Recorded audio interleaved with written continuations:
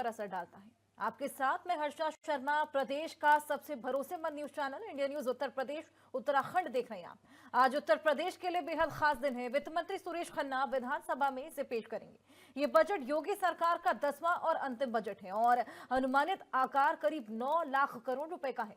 इस बजट में विकास, युवा, किसान, महिलाओं को विशेष प्राथमिकता दी गई है। खासकर बुजुर्ग महिलाओं के लिए सरकार कुछ बड़ी सौगात देने की योजना बना रही है। सूत्रों के मुताबिक बुजुर्ग महिलाओं के लिए भी बड़ी सौगात की घोषणा की जा सकती है और इस बजट में आम जन की अपेक्षाओं को ध्यान में रखकर कई योजनाओं की पेशकश होगी। लेकिन सवाल यही कि बजट कितनी हकीकत में आमजन की अपेक्षाओं पर खरा उतरेगा। क्या 2027 चुनाव को ध्यान में रखकर ही योजनाएं पेश की जा रही हैं और ये बजट महिलाओं और युवाओं के लिए कितना लाभकारी होने वाला है। हमारे पैनलिस्ट इस पर अपनी राय रखेंगे। जनता के लिए इसका असर आपको समझाने की कोशिश करेंगे। इसको लेकर और बातचीत करेंगे। हमारे खास मेहमान हमारे साथ जुड़ेंगे, लेकिन उससे पहले आपको बता दें कि आज का बजट आखिरी बजट होने वाला है योगी सरकार का। बजट का आकार आपको बता दें करीब 9 लाख करोड़ होने वाला है। सभी की निगाहें टिकी हैं, आम जन खास तौर पर निगाह बनाए हुए है, क्योंकि देखिए बजट जो होता है ये एक आम जनता के खुद का बजट भी तय करता है। यानी कि जो परिवार होता है वो अपना बजट प्रदेश के बजट के साथ ही तय करता है। तमाम चीजों पर इम्पैक्ट पड़ता है, आमजन पर खासा इम्पैक्ट है और इस बार तो बताया जा रहा है कि ये बजट खासा अपेक्षाओं को देखिए कहीं ना कहीं पूरा करता हुआ नजर आएगा।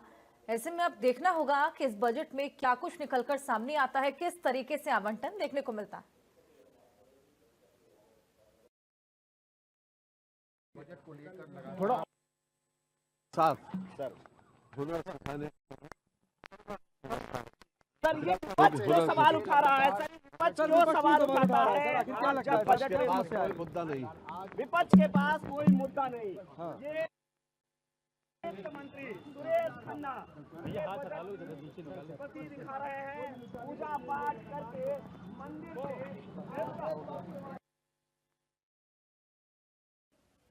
बड़े तोहफे का ऐलान आज होने वाला है। सभी की निगाहें हैं, अब देखना होगा ये बजट कितनी खुशहालियां लेकर आता है, क्योंकि अभी देखिए हाल फिलहाल देश का बजट हुआ था तय, उसके बाद से ही लोगों को अब प्रदेश के बजट को लेकर खासा निगाहें लोगों की टिकी हुई है, क्योंकि ये बजट कहीं ना कहीं लोगों की आम रोजमर्रा के जीवन के बजट को भी तय करने वाला है, उनकी जेबों पर डायरेक्ट इम्पैक्ट डालता है।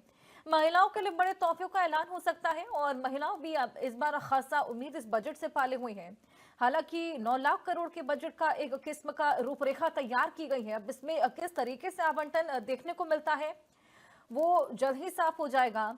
कुछ ही देर में कार्रवाई की शुरुआत और बजट को सदन के पटल पर रख दिया जाएगा, जिसके बाद ये साफ होगा कि बजट का आवंटन किस तरीके से किया गया है। बुजुर्ग महिलाओं के लिए, बुजुर्गों के लिए, महिलाओं के लिए और खास तौर पर देखिए क्योंकि जो नौजवान हैं उनको भी खासा उम्मीदें रहती हैं, उनके लिए क्या कुछ बजट लेकर आएगा इस पर हमारी भी निगाहें हैं। लगातार आपको अपडेट्स देते रहेंगे।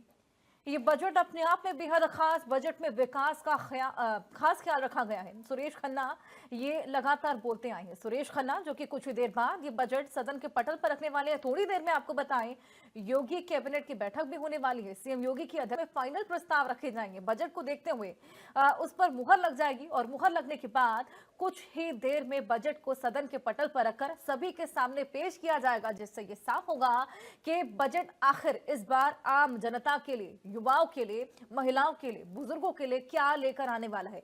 अब क्योंकि ये योगी सरकार का आखिरी बजट है, ऐसे में लोगों की उम्मीदें बेहद ज्यादा बढ़ जाती हैं, लोगों की अपेक्षाएं बेहद ज्यादा बढ़ जाती हैं। ये खैर जल्द ही साफ होगा कि योगी सरकार के इस बजट में, अंतिम और 10वें बजट में ऐसा क्या खास होता है कि लोगों के दिल जीतता हुआ ये बजट नजर आए। हाल फिलहाल देश का बजट और अब क्योंकि प्रदेश के बजट की बात है और उत्तर प्रदेश सूबे का बजट भी आज देखने को मिलेगा।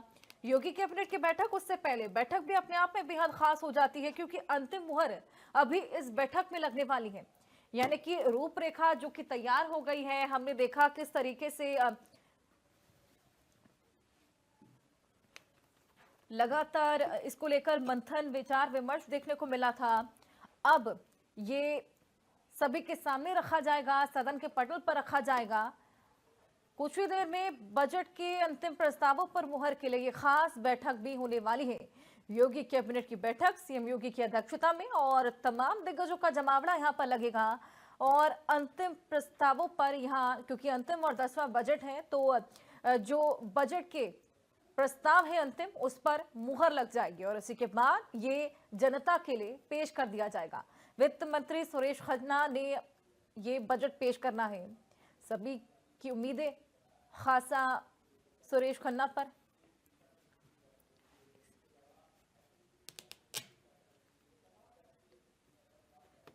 इसी को लेकर और खास बातचीत करेंगे। हमारे साथ हमारे खास मेहमान जुड़ेंगे।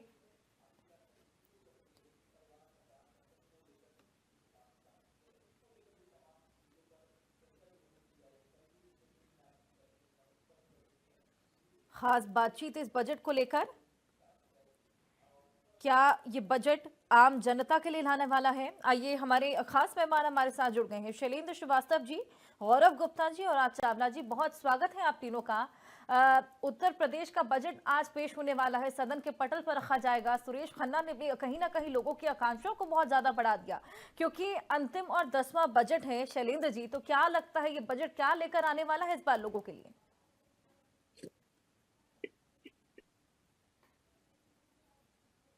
सभी को नमस्कार। ये बजट जो है हमारे अगले 1 वर्ष में सरकार की जो प्रमुख नीतियां हैं, जिसमें लोगों के आय को बढ़ाने का है, उसी पर मेन फोकस रहेगा। जैसा कि अभी आर्थिक समीक्षा पहली बार उत्तर प्रदेश सरकार ने प्रस्तुत किया है, उसमें उनका जो मेन फोकस था वो ये कि 2016-17 में जो प्रति व्यक्ति आय थी उसका हमने लगभग दुगना कर दिया। 2016-17 के आसपास में जो बजट इस प्रदेश का 3.5 लाख करोड़ के आसपास हुआ करता था, वो इसमें बढ़कर के 8.25 लाख करोड़ पहुंच गया है। इनका ये भी एक कहना था, उसमें उपलब्धि के तौर पर आर्थिक सर्वेक्षण में रखा कि हमारी जो जीडीपी है, मतलब उत्तर प्रदेश की, वो लगभग 36 लाख करोड़ पहुंच रही है, और जो भारत में अन्य प्रदेशों के मुकाबले नंबर 1 पे है। तो ये एक बड़ा ही महत्वाकांक्षी और विकसित भारत 2047 को दृष्टिगत रखते हुए उसी के अलाइनमेंट में ये बजट बन रहा है। और चूंकि गोपनीय होता है, गोपनीय सिर्फ इसलिए रखा जाता है कि ताकि अनड्यू प्रेशर्स अलग अलग वर्गों से, जगहों से ना आने पावे कि हमारा बजट कम हो रहा है। लेकिन मोटे तौर पर क्या इनका एक प्रायोरिटी रहेगा वो स्पष्ट कर दिया गया है। राज्यपाल महोदय की अभिभाषण में भी ये बात आई थी, उन्होंने इस बात के लिए अपनी संतुष्टि जाहिर की। ये अलग बात है कि जिस दिन वो अभिभाषण कर रही थी, उस समय विपक्ष की तरफ से लगातार किसान विरोधी सरकार का नारा लगाते हुए अलग अलग जो स्थानीय मुद्दे होते हैं उन सब पर विरोध किया गया है। उनका जो विरोध था वो इस आधार पर था कि ट्रंप ने जो ट्रीट किया है, मतलब डील किया है भारत के साथ, उसमें कृषि क्षेत्र को ओपन किया गया है विद कंजर्वेटिव अप्रोच, कि कम से कम असर पड़े। लेकिन इसको विपक्ष नेशनल लेवल पर इस रूप में प्रस्तुत कर रहा है कि कृषि का क्षेत्र खोल दिया गया है, आज थोड़ा खोला है, कल को धीरे धीरे आप बाकी चीजों को भी कवर कर ले जाएंगे। तो इसलिए उनकी अपने एक नेशनल लेवल पर एक अपनी एक फिलॉसफी और एक पॉलिसी है विपक्ष की, वो उसको कर रहे हैं। उसी को लेकर के उन्होंने उत्तर प्रदेश सरकार पर भी दबाव बनाया, क्योंकि उत्तर प्रदेश सरकार ने कह रखा था कि जो भारत सरकार का बजट है, केंद्रीय बजट, उसी के अनुरूप, उसी के पैटर्न पर हमारे इस प्रदेश का भी बजट होगा।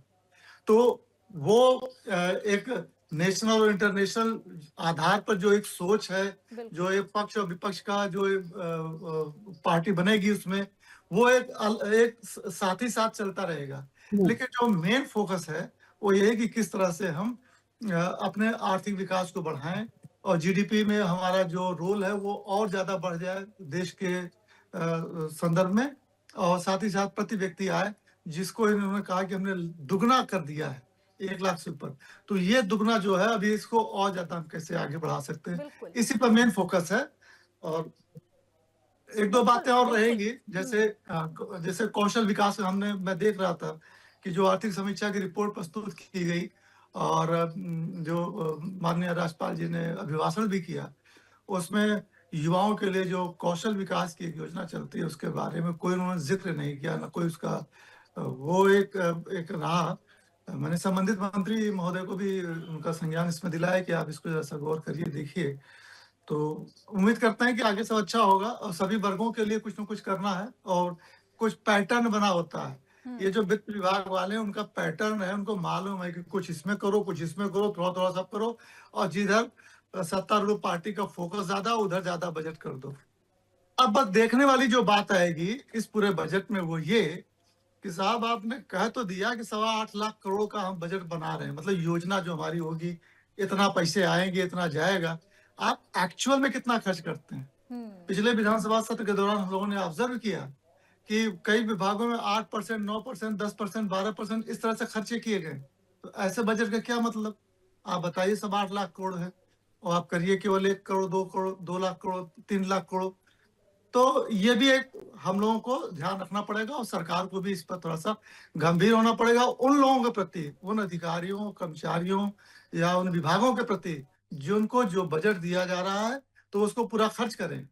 यहाँ पर यह भी है कि उनको पूरा बजट दिया भी तो जाए। बजट में आपने चलिए, प्रावधान कर आपके दिया, पास मैं बजट वापस स्वीकृति। आऊंगी। हमारे खास मेहमान लगातार हमारे साथ बने हैं, लेकिन इस बजट में क्या कुछ खास होने वाला है उसको लेकर बातचीत भी करेंगे, एक बार दर्शकों को दिखा भी दें कि क्या कुछ खास इस बजट में रहने वाला है। क्योंकि उम्मीदें तो देखिए आम जनता खासा पाले हुए हैं। अंतिम बजट है, 10वां बजट है योगी सरकार का। क्या क्या खास है ये भी आपको टीवी स्क्रीन पर दिखा रहे हैं। विकास सबसे बड़ा मुद्दा है, सड़क, पुल निर्माण, ऐसी तमाम चीजें हैं। युवाओं को देखिए खासा उम्मीद है, महिलाओं को, किसानों को, व्यापारियों के लिए भी ये तमाम योजना इस बजट में जिसको लेकर रूपरेखा देखिए पहले से ही तैयार है। खास बैठकें हैं, अंतिम मुहर भी लग जाएगी और कुछ ही देर में ये पटल पर भी रख दिया जाएगा। वहीं युद्धावस्था यानी कि जो बूढ़े बुजुर्ग हैं उनके लिए भी ये जो पेंशन है वो खास यहाँ पर लागू हो सकती है। डॉक्टर राज चावला जी भी हमारे साथ लगातार बने हैं। डॉक्टर राज चावला जी, क्योंकि अभी देखिए देश का बजट जब आया था तो आम जनता से हमने बातचीत की थी, खासा नाखुश नजर आए थे। उनका कहना था कि मिडिल क्लास के लिए इस बार कुछ खास नहीं है, क्योंकि एक देश का बजट एक जो आम जन होता है उसकी पॉकेट पर खासा असर डालता है। अब जब बात प्रदेश के बजट की आई है, वो भी उत्तर प्रदेश की, क्या लगता है ये बजट क्या खास लेकर आ सकता है? सभी को नमस्कार। जैसा आपने कहा कि लोगों का कहना है कि जो यूनियन बजट आया है उसमें मिडिल क्लास के लिए कुछ नहीं आया, तो मैं कहना चाहूंगा इसमें मिडिल क्लास के लिए बहुत कुछ आया है। लास्ट ईयर बजट में हमने देखा था, जो केंद्र सरकार का बजट आया था उसमें सीधा इनकम 7 लाख से 12 लाख और सैलरी एम्प्लॉय के लिए तो 12,75,000 रुपए कर दी। और अभी हमने पीछे जब जीएसटी रिफॉर्म देखा तब इतना बड़ा रिलीफ मिडिल क्लास के लिए दिया गया। तो क्या हम ये एक्सपेक्ट करें कि हर बजट के अंदर जो है ये लिमिट बढ़ती रहेंगी? क्या हमने उसको स्टेबलाइज नहीं करना है? और इस बार भी बजट में इतना सरलीकरण किया गया है, चाहे वो इनकम टैक्स था या ईज ऑफ डूइंग बिजनेस है। एमएसएमई के लिए 10,000 करोड़ रुपए का फंड अलग किया गया, 2,000 करोड़ का एक और दूसरा फंड अलग किया गया। तो ऐसा कहना बिल्कुल ठीक नहीं है। सरकार का बजट बहुत विकसित भारत की दिशा में बजट था। और जो अब हम यूपी के बजट की आज बात कर रहे हैं, यूपी का बजट जैसे लगभग 8.25 करोड़ लाख करोड़ रुपीस का आ रहा है। और ये हम देखें, कंपैरिजन करें अगर हम केंद्र सरकार के बजट से जो कि 53 लाख करोड़ रुपए का था, तो लगभग 1/6 जो है उस बजट का कंट्रीब्यूशन यूपी के बजट में जा रहा है। और जो एक एक्सपेक्टेशंस है यूपी के बजट में कि उस 8.25 लाख करोड़ रुपए के बजट में 2.5 लाख करोड़ रुपए की एक्सपेक्टेशन है कि ये इंफ्रास्ट्रक्चर पे खर्च होगा। आज आप यूपी के हाईवेज को देखिए, कितना अच्छे हाईवेज हो गए हैं। पहले हर बंदा ये कहता था कि यूपी के अंदर जाइए सड़कें टूटी हुई मिलती हैं।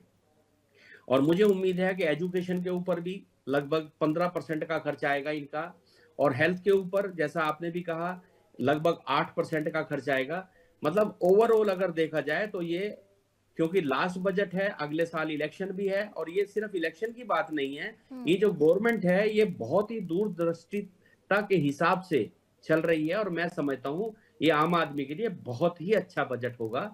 ऐसी मेरी एक्सपेक्टेशंस हैं इस बजट के साथ। बिल्कुल, और लोगों की भी यही एक्सपेक्टेशंस है। डॉक्टर राज चावला जी, गौरव जी भी हमारे साथ लगातार बने हैं। गौरव जी, अगर हम लोग पिछले बार के बजट को देखें, क्या लगता है क्या लैकिंग था जो इस बार होना चाहिए, खास तौर पर युवाओं के लिए? क्योंकि देखिए महिलाओं के लिए तमाम योजनाएं हैं, बुजुर्गों के लिए तमाम पेंशन स्कीम्स है, लेकिन कहीं ना कहीं युवाओं की एक्सपेक्टेशंस कभी पूर्णतः पूरी नहीं हो पाती।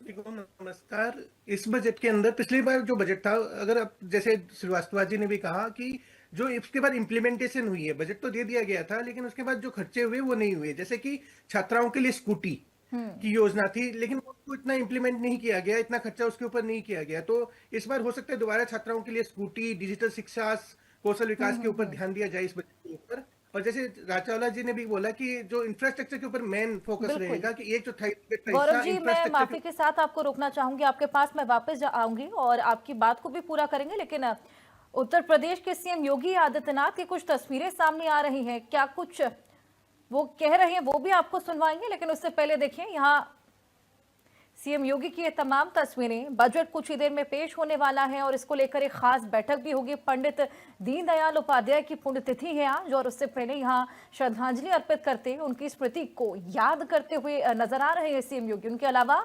यहाँ तमाम दिग्गज और कुछ ही देर में बैठक भी होगी। बजट को लेकर ये बैठक अपने आप में बेहद खास हो जाती है क्योंकि कुछ ही देर में सदन के पटल पर ये बजट रखा जाएगा। अब ये लोगों की उम्मीदों पर खरा उतरता है या नहीं, ये तमाम चीजें इसको लेकर अपडेट भी आपको देंगे। लेकिन फिलहाल ये तस्वीरें पंडित दीनदयाल उपाध्याय की पुण्यतिथि से पहले की, जहां पुण्यतिथि है और पुष्पांजलि अर्पित करते हुए यहाँ तमाम दिग्गज नजर आ रहे हैं।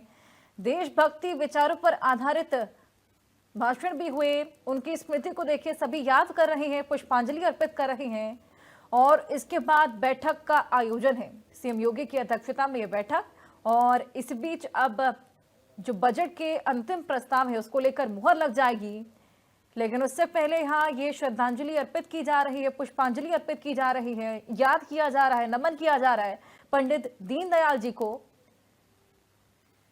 उनकी पुण्यतिथि के दिन। पुष्पांजलि अर्पित करते ये तमाम दिग्गज, साथ ही सीएम योगी आदित्यनाथ भी यहां पर पुष्पांजलि अर्पित कर उनको याद करते, नमन करते नजर आए हैं। इसी बीच ये तस्वीरें निकलकर सामने आ रही हैं। कुछ ही देर में बैठक का आयोजन, बैठक के बाद अंतिम मुहर और अंतिम मुहर लगने के बाद जल्द ही बजट सभी के सामने रख दिया जाएगा। सभी की निगाहें इस बजट पर है, चाहे बूढ़े बुजुर्ग हों, चाहे महिलाएं हों, चाहे युवा हो, क्योंकि ये बजट अपने आप में और भी खास इसलिए हो जाता है क्योंकि ये योगी सरकार का 10वां और अंतिम बजट है अगले साल, क्योंकि चुनाव होने वाले हैं। ऐसे में लोगों की उम्मीदें खासा बढ़ जाती हैं। ये देखिए तस्वीरें आपके सामने, लखनऊ से ये तस्वीरें हैं।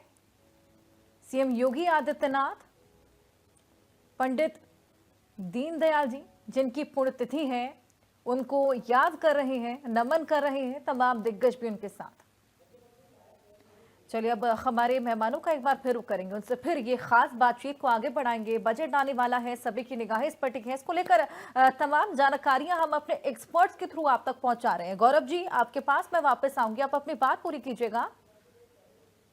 तो अगर इंफ्रास्ट्रक्चर पे खर्चा होता है तो उससे रोजगार बढ़ता है। इसके अलावा यूपी सरकार का जो मेन फोकस एमएसएमई के ऊपर रहेगा, रोजगार सृजन के ऊपर रहेगा।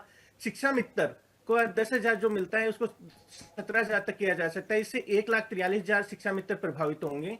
तो इस तरीके की स्कीम, ये जो बजट है इसको $1 ट्रिलियन का एक रखा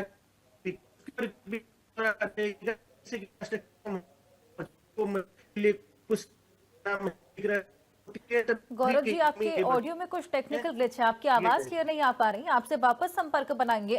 शैलेंद्र जी, आपके पास मैं वापस आऊंगी। देखिए गौरव जी ने भी कहीं ना कहीं वही बात बोली जो आपने कही थी, वही बात दोहराई कि कहीं ना कहीं तमाम योजनाएं निकाली जाती हैं, बजट का आवंटन भी किया जाता है, लेकिन इम्प्लीमेंटेशन नहीं हो पाता। तो इसको इंश्योर करने के लिए क्या लगता है, क्या किया जाएगा इस बार? देखिए, इसके लिए गवर्नेंस को मजबूत करना पड़ेगा और ये भाई बंदगी थोड़ा सा किनारे रखनी पड़ेगी। अगर ये कह दिया कि इस काम पर इतना खर्च होना है तो उतना होना है। अगर हमने कही आधे मन से है और इशारा किया तुम इसको बढ़ा के दिखाओ और कम खर्च करना, तो नहीं चलेगा। जवाबदेही होनी चाहिए।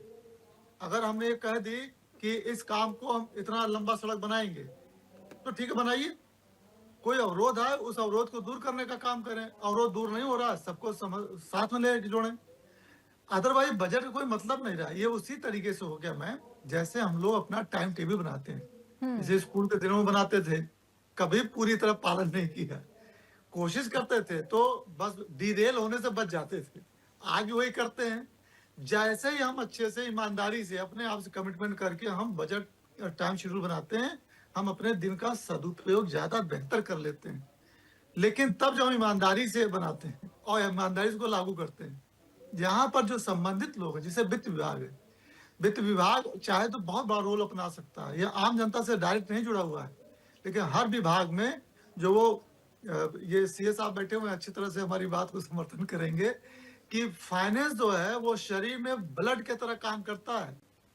अगर शरीर में ब्लड की मात्रा कम हो जाए तो आप जानते हैं अनीमिया नामक बीमारी होगी, और हर अंग, चाहे आंख हो, पाचन हो, हार्ट हो, हाथ हो, पैर, हर जगह उसका असर दिखेगा, हर जगह कमजोरी आएगी। तो ये कहने कोई मतलब नहीं कि इनके तो शरीर में कमजोरी है, ये कोई मतलब नहीं। ब्लड का सर्कुलेशन प्रॉपर होना चाहिए। ज्यादा हो गया तो ब्लड प्रेशर का पेशेंट होगा, कम हो जाएगा तब भी ब्लड प्रेशर का पेशेंट होगा, फंक्शनिंग नहीं हो पाएगी।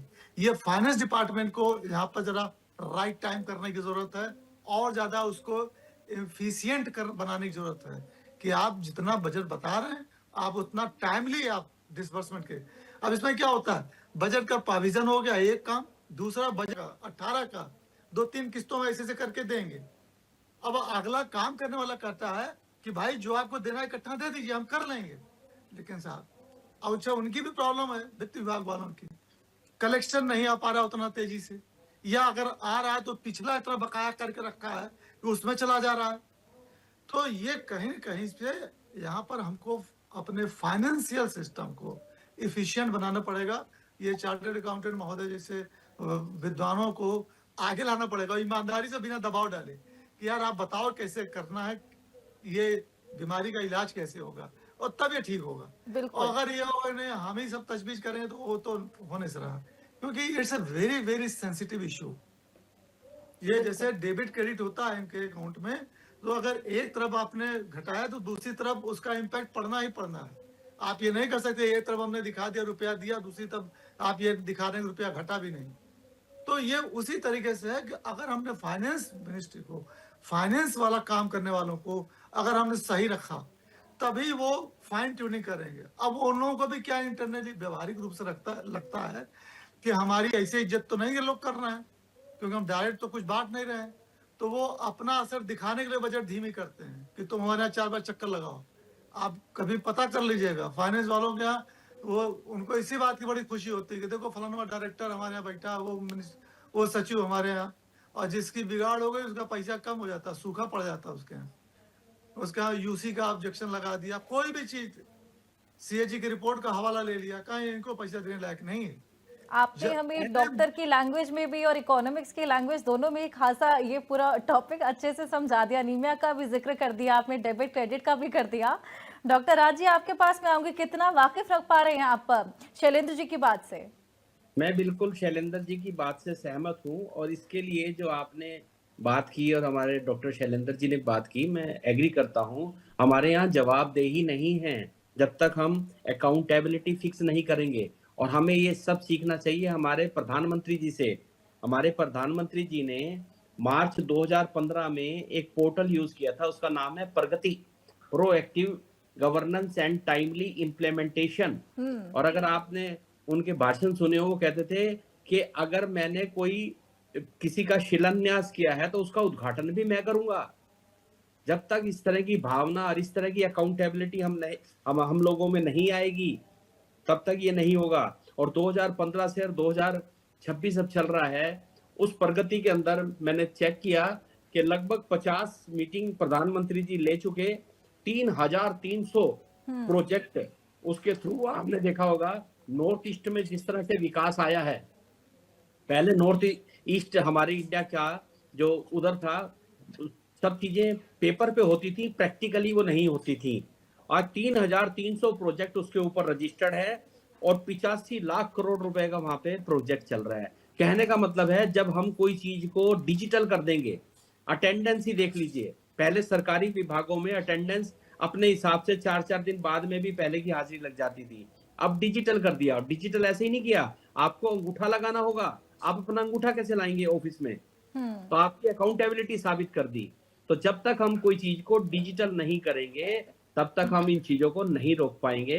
तो मेरी यूपी गवर्नमेंट से रिक्वेस्ट है कि सेंट्रल गवर्नमेंट की तरह स्टेट गवर्नमेंट को भी अपना एक प्रगति पोर्टल बनाएं, जितने भी प्रोजेक्ट चल रहे हैं, कितनी एलोकेशन है, कितना काम हो गया, और उस पे हमारे जो मुख्यमंत्री जी हैं उसकी हर महीने मीटिंग लेके और उसको जो है सुपरवाइज करे, तो मैं समझता हूँ इसका बेस्ट जो है इम्प्लीमेंटेशन हो सकता है और हमारा प्रदेश बहुत अच्छी विकास की राह पे और आगे बढ़ सकता है। बिल्कुल, बिल्कुल। गौरव जी, आपके पास मैं आऊँगी। पहले तो मैं आपका ऑडियो टेस्ट करना चाहूँगी ताकि कोई टेक्निकल ग्लिच ना देखने को मिले। आप मुझे सुन पा रहे हैं? हाँ, आवाज आ रही है आपकी?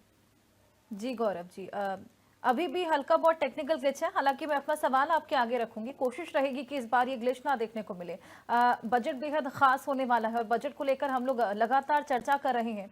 मेरा सवाल पहले भी आपसे ये था कि पिछले बजट से अगर हम लोग कंपेयर करें तो इस बार आपको क्या लगता है और क्या खास तौर पर नौजवानों के लिए लाया जा सकता है? इसी बीच में आपसे ये भी समझना चाहूंगी कि महिलाओं के लिए इस बार क्या खास रहेगा? इस बजट के अंदर पिछली बार जैसे मैंने बताया था कि जो स्कूटी वितरण की योजना थी वो पूरी नहीं हो पाई, तो इस बार दोबारा इसको लेके आया जा सकता है कि छात्राओं के लिए स्कूटी वितरण की योजना को, और इसके अलावा भी बहुत सारी महिला सशक्तिकरण के ऊपर ध्यान दिया जा सकता है, और एमएसएमई और रोजगार को बढ़ाने के लिए भी ये बजट खासा रहेगा इस बार। अगर आप देखेंगे कि अगर $1 ट्रिलियन की इकोनॉमी को पूरा करने का लक्ष्य है, उनको काफी इंफ्रास्ट्रक्चर के ऊपर भी ध्यान देना पड़ेगा, एमएसएमई के ऊपर भी ध्यान देना पड़ेगा, रोजगार को भी ध्यान देना पड़ेगा, डिजिटल शिक्षा के ऊपर ध्यान देना पड़ेगा, स्किल डेवलपमेंट के ऊपर ध्यान देना पड़ेगा, तो इन सब साथी को भी साथ लेना पड़ेगा। एंड बात है कि वो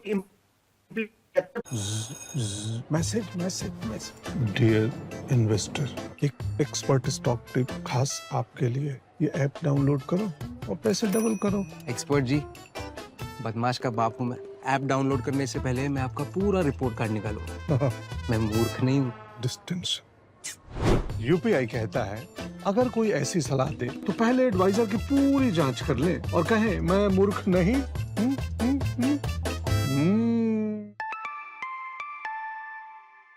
जाइए आप भी किसी का टेस्ट लीजिए। चीजें लाग कर जाती हैं। शैलेंद्र जी ने हालांकि कुछ टिप्स भी दिए किस तरीके से इम्प्लीमेंटेशन को कारगर रूप से चलाया जा सकता है, लेकिन क्योंकि अब ये अंतिम और 10वां बजट है और अब अगले साल चुनाव भी होने हैं, क्या लगता है शैलेंद्र जी, इम्प्लीमेंटेशन पे खासा ध्यान इस बार दिया जाएगा? धरातल पे ये तमाम चीजें उतरेंगी क्योंकि लोग अब सब चीजें ऑब्जर्व कर रहे हैं। अगले साल चुनाव भी है तो ये बहुत इंपॉर्टेंट हो जाता है।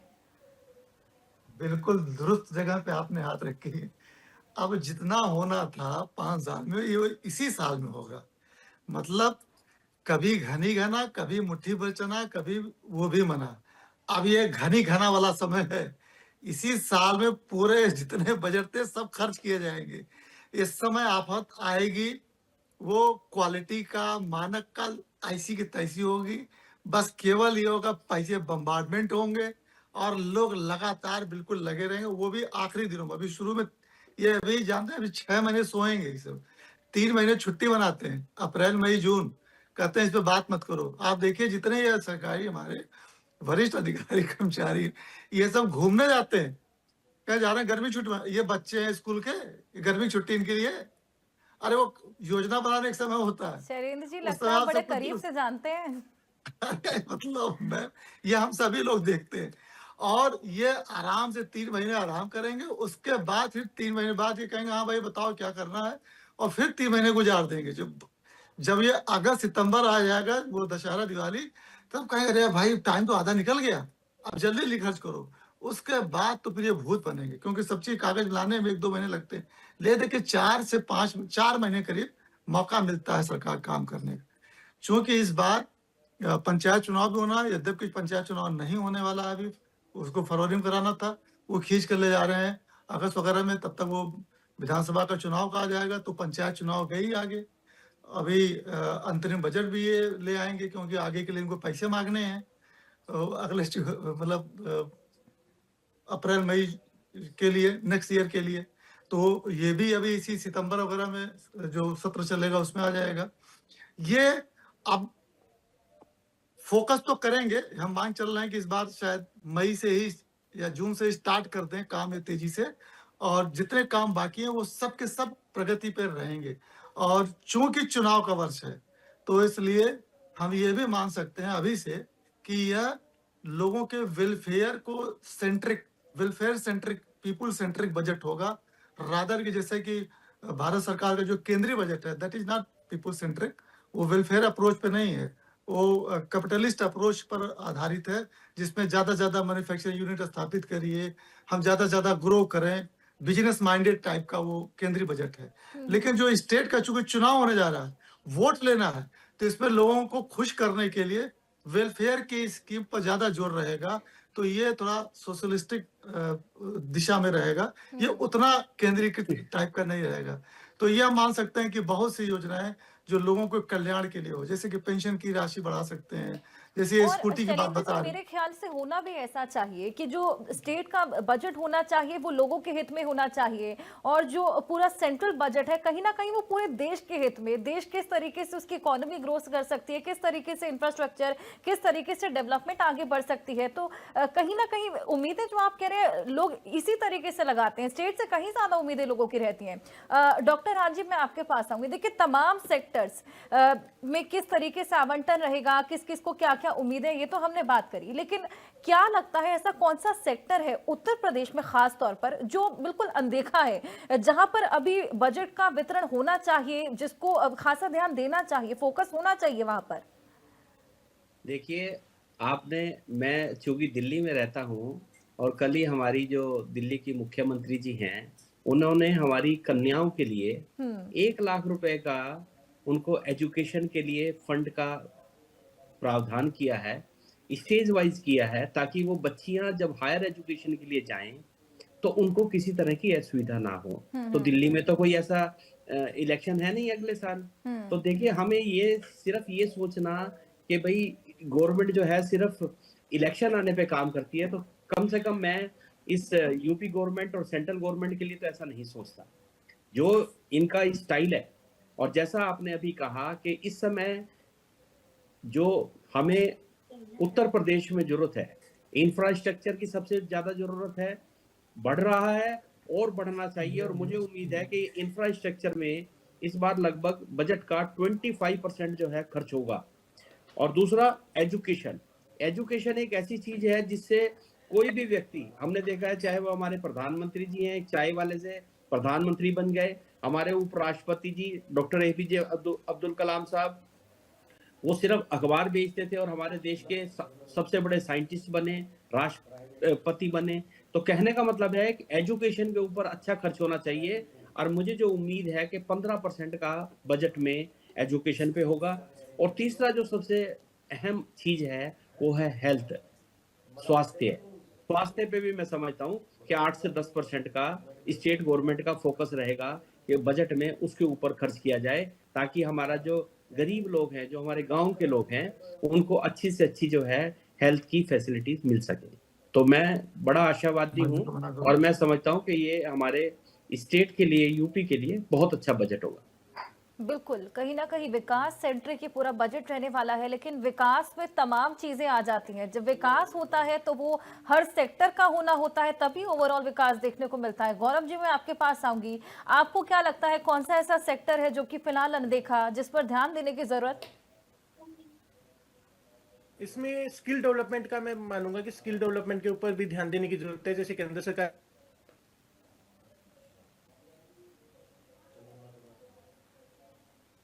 गौरव जी, टेक्निकल ग्लिच के चलते आपकी आवाज चली गई है। देखिए, कई बार आपकी आवाज इसी तरीके से टेक्निकल ग्लिच के चलते नहीं आ पाई, हालांकि बहुत अच्छे पॉइंट्स आपने यहाँ पर रेज किए हैं।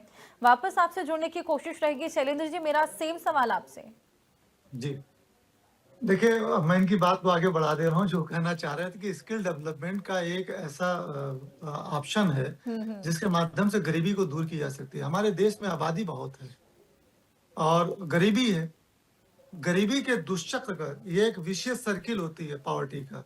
इकोनॉमिक्स से जो लोग होंगे वो जानते होंगे। तो जो विशेष सर्किल ऑफ पॉवर्टी है, इसको ब्रेक करने के लिए कहीं से पूंजी उसमें डालनी जरूरी होती है। वो पूंजी या तो आप किसी से उधार ले लीजिए बाहर से, या कोई एफडीआई, फॉरेन डायरेक्ट इन्वेस्टमेंट कोई कर दे, या हम खुद छोटी छोटी बचत करके पूंजी का निर्माण कर दें और उससे हम अपनी गरीबी दूर कर लें। ये तरीके हैं। तो जो विदेश से कर्जे ऑलरेडी बहुत अच्छा खासा है, केंद्रीय बजट में दिखाया, कुल बजट का 20% केवल ब्याज देने जा रहा है। बहुत भयावह स्थिति है। हम अगर 100 रुपया कमा रहे हैं, 20 रुपए केवल ब्याज दे रहे हैं। आप सोचिए अगर आपकी इनकम इसी हो कि आपका 1 लाख रुपया वेतन हो, 20,000 रुपया खाली आप ब्याज में दे रहे हैं, तो आपका सोचिए हौसला क्या होगा। कोई नया काम नहीं कर सकते। तो हम बहुत ज्यादा कर्ज बाउर नहीं ले सकते। एफडीआई के लिए ट्रम्प जैसे लोग इंतजार कर रहे हैं कि तो हमको मौका तो दो, दूसरी ईस्ट इंडिया कंपनी स्थापित कर देंगे, तो उसका भी एक लिमिट तक ही हम अलाउ कर सकते हैं। फिर ले दे क्या बचा, हम छोटी छोटी बचत बढ़ावा दें। बचत तो बढ़ा रहे हैं, लेकिन उसके लिए हम जब हमारे पास इनकम होगी तब तो। और इनकम के लिए जरूरी है कि हम जो इतनी विशाल काय आबादी है उसको अगर हुनरमंद बना दें, तो न केवल अपने देश में बल्कि दुनिया के अन्य देशों में जाकर के वो रोजगार करेगा, वहां से पैसे कमा कमा भेजेगा। हमारी गरीबी दूर करने का एक माध्यम हो सकता है। चूंकि हमारे यहाँ के लोग हुनरमंद नहीं है ऑफिशियली, औपचारिक और फॉर्मली, तो इसलिए जरूरी है कि हमको प्रायोरिटी पे स्किल्ड करें। यहाँ समस्या जानते हैं क्या रहा, ये जो कौशल विकास है इसको उन्होंने सेवा योजन विकास बना दिया। वो उनका फोकस इस पर नहीं कि स्किल डेवलप करिए, उनका फोकस है नौकरी लगवाई कि नहीं लगवाई। पूरा फोकस चेंज। अरे नौकरी लगवाना दूसरा काम, प्लेसमेंट एजेंसी पकड़ो। आप हुनर पैदा करना एक दूसरा काम है। किसी को शिक्षित करके उसके अंदर एक हुनर पैदा कर देना, ये शिल्पकारी का काम है। ये सब नहीं कर सकते। माल को बेचना एक अलग काम है, माल बनाना अलग कार्य है। आप बना ही नहीं रहे, पूरा फोकस बनाने के बजाय बेचने पे ला दिए। तो ठीक है, रेडीमेड बना के बेचो जो माल बिके। तो यहाँ पर फोकस देना पड़ेगा कि जैसे आपने गौरव जी ने कही है कि उस कौशल विकास को हम आगे बढ़ाएं और उसको इस रूप में कि सही में हुनरमंद हो जाए। और जब बच्चा उनका कोर्स करके ट्रेनिंग करके निकले, तो हम अगर उससे बोलें कि तुमने क्या सीखा, कंप्यूटर लो, लेटर टाइप करके ले आओ, प्रिंट आउट करके ले आओ, लो एआई का इस्तेमाल करके ले आओ, बताओ। या तुम कंप्यूटर हार्डवेयर जानते हो, ये लो आइटम जोड़ करके कंप्यूटर बना दो। तुमने अपैरल में लिया ट्रेनिंग, तुम चलो ये खड़ो, इनके नाप लो, कपड़े तुरंत सिलो, 1 घंटे 2 घंटे में। इसको कहते हैं हुनर। ये नहीं फर्जी वाली बात है, नौकरी लगवा दी। अरे नौकरी लगवाने के लिए कर रहे, नौकरी कहाँ से करेंगे। There is 2 type of employment, wage employment, self employment. Wage में आप नौकरी ढूंढते हैं, कहीं कोई होगा तब तो नौकरी देगा। सेल्फ एम्प्लॉयमेंट ये होता है आप अपने हुनर के आधार पे, आप जैसी आवश्यकता होती है उस चीज को आप उपलब्ध कराते हैं, लोग खुद पैसे देते हैं। तो इस पर भी फोकस करना पड़ेगा। एक बहुत बड़ा, गौरव जी जो कह रहे थे मैं उस पर फोकस करा रहा हूँ। लेकिन सिर्फ एक से काम नहीं चलेगा, कि कौशल विकास से ही काम। शिक्षा, आप देखिए अभी मुख्यमंत्री जी के यहाँ एक बच्ची गई थी, मुस्लिम कम्युनिटी की थी, बहुत छोटी बच्ची, और उसने कहा कि मेरा एडमिशन लारेटो में करा दे। लारेटो लखनऊ का एक बहुत ही प्रतिष्ठित नंबर 1 पे लड़कियों का, मान के नंबर 1 या नंबर 2 का स्कूल है। उसमें एडमिशन के लिए मुख्यमंत्री जी ने उससे पूछा नाम क्या है, जाओगी, क्या पढ़ा है, कहाँ पढ़ा, उसने बताया प्ले स्टोर में पढ़ा है, क्या पढ़ा ABCD। उसने तुरंत एक पोएम सुना दी अच्छे से, पूरे बोल्डली। दिल खुश हो गया, देखने वालों का दिल खुश। मुख्यमंत्री जी प्रसन्न, क्या ठीक है, क्या चाहती हो, क्या एडमिशन करा दी, क्या एडमिशन करा दो भाई इनका। मुख्यमंत्री जी ने कह दिया अब तो भाई वो बच्ची का तो एक तरह से मुख्यमंत्री ने टेस्ट ले लिया एडमिशन। अब अगले दिन से उनके जनता दर्शन कार्यक्रम में जिसको देखो बच्चे को गोदी में लिए पहुंचा जा रहा मुख्यमंत्री जी के। जनता दर्शन में सबसे बड़ी समस्या एडमिशन करा दीजिए इसका भी। अब मुख्यमंत्री जी परेशान, किसका एडमिशन कराएं। ये सोचने की बात है। क्यों जा रहे हैं वो वहां पर, क्यों? क्योंकि ये जो सो कॉल्ड है, ये 15,000 रुपया, 10,000 रुपया महीना एक स्टूडेंट से ये फीस लेते हैं, और इस तरह से माहौल बनाते हैं कि लोगों को लगता है कि यही दुनिया है, यही सबसे अच्छी चीज है। यहाँ पर ध्यान देने की जरूरत है कि हर बच्चा स्कूल में जाए, फ्री में एजुकेशन है। RTE लागू है, राइट टू एजुकेशन। उसमें ये 14 साल की उम्र तक की उनकी शिक्षा अनिवार्य है। कहाँ पर अनिवार्य है? ये प्राइवेट स्कूल में। इनके खिलाफ कौन कार्रवाई करेगा? ऐसा कौन काम कर दे रहे हैं साहब पढ़ाने में? आपने स्टूडेंट रखा, आप टीचर रखे हैं, ठीक है पढ़ाइए, आप बोलिए लोग श्रमदान, हम लोग तैयार है, 1 घंटे टाइम रोज देंगे, आप दे दिए सब्जेक्ट हम भी पढ़ाएं। इसी तरह CS आपको कहिए, गौरव जी कहिए, आप मैडम खुद, कितने लोग तैयार हो जाएंगे? अगर इसी से खर्चा घटता तो लोग घटाओ, तुम नहीं चला पा रहे। लेकिन उद्देश्य ये नहीं है। उद्देश्य हर साल सिलेबस चेंज करके किताबें पब्लिकेशन हाउस के माध्यम से 40 से 60% ये कमीशन लेते हैं पब्लिकेशन हाउस से। जो ड्रेस है वही कपड़े आप जाकर अमीनाबाद में, लखनऊ में जैसे, या दिल्ली में तो आप सरोजिनी नगर वगैरह या चांदनी चौक में चले आइए, गांधी नगर मार्केट में चले आइए, तो आपको जो कपड़े 100 रुपए मिल जाएंगे, ये 400 450 रुपए में एक शर्ट देते हैं। ये कमीशन का खेल। रोज जूते बदलवा रहे हैं हर साल। कौन जूता बदलता है हर साल, जरा बताइए तो? कौन सा स्टूडेंट? कौन सा जूता? बाटा जूता 5 साल 7 साल 8 साल टूटते ही नहीं। आदमी परेशान हो गया, बाटा नहीं खरीदेंगे, ये टूट नहीं रहा है फैशन के चक्कर में। हम कहाँ ले जाना चाहिए? कब ईमानदार बनेंगे? किसके लिए हम करना चाहते हैं? ये अपने आप से सवाल पूछना पड़ेगा, और जो लोग बजट बना रहे हैं उनको भी लागू करना पड़ेगा। बिल्कुल बिल्कुल। शैलेंद्र जी, कुछ चीजें हैं जो मैंने भी नोटिस करी हैं। कानून व्यवस्था हालांकि हमने देखा कि बहुत बेहतरीन हुई है, अपराध पर खासा लगाम लगा है। हमने देखा कि तमाम एनकाउंटर्स भी देखने को मिले थे, लेकिन उसके बावजूद अपराध पूरी तरीके से रुक नहीं पा रहा। सड़क दुर्घटनाएं बेहद ज्यादा होती हैं। हालांकि सड़क को देखते हुए इस बार बजट में खासा चीजें देखने को मिलेंगी, लेकिन इसके बावजूद सड़क दुर्घटनाओं को रोकना बहुत जरूरी है। तमाम एक्सप्रेसवेज बने हैं, लेकिन उस पर अभी भी जो पर्याप्त इक्विपमेंट्स हैं वो नहीं लगे हुए, जिसकी वजह से खासा दुर्घटनाएं देखने को मिलती हैं। और इसके अलावा अभी हवाई कनेक्टिविटी को, जहां तक मेरा मानना है कि उत्तर प्रदेश में बढ़ाना बेहद जरूरी हो जाता है। गौरव जी।